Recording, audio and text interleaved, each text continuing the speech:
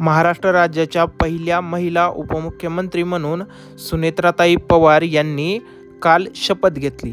परंतु प्रश्न असा पडतो की सुनेत्राताई पवार यांची एकूण संपत्ती किती आहे?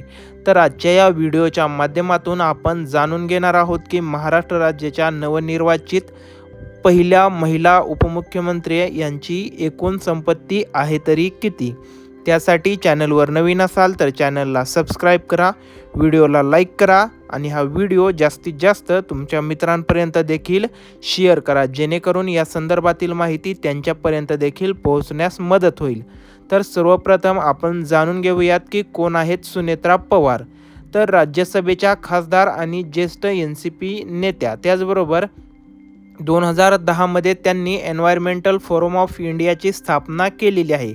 यानंतर त्यांनी 2024 मध्ये बारामती लोकसभा निवडणूक लढवली. यामध्ये सुप्रिया सुळे यांच्याकडून त्यांचा तब्बल 1.5 लाख मतांनी पराभव या निवडणुकीमध्ये झाला होता. त्यानंतर त्यांची राज्यसभेवर निवड झाली आणि आता त्या राज्याच्या राजकारणात मोठी भूमिका बजावण्यासाठी सज्ज आहेत. आणि याच्याच अनुषंगाने त्यांनी उपमुख्यमंत्री पदाची शपथ घेतली असून त्याचबरोबर इतरही 3 खाती त्यांच्याकडे आता राज्य सरकारने सोपवलेली आहेत. सुनेत्रा पवारांची एकूण संपत्ती किती? तर आता लोकसभा 2024च्या प्रतिज्ञापत्रानुसार ही संपत्ती आहे. यामध्ये एकूण संपत्ती 127 कोटींपेक्षा जास्त असल्याचे त्यांनी या प्रतिज्ञापत्रात नमूद केलेले आहे. यामध्ये त्यांच्यावरती आता 17 कोटी रुपये एवढे कर्ज देखील आहे. त्याचबरोबर त्यांचे वार्षिक उत्पन्न हे 4.22 कोटी रुपये एवढे या परिपत्रकामध्ये त्यांनी दर्शवलेले आहे. आता आपण जाणून घेऊयात की कशात आहे किती संपत्ती.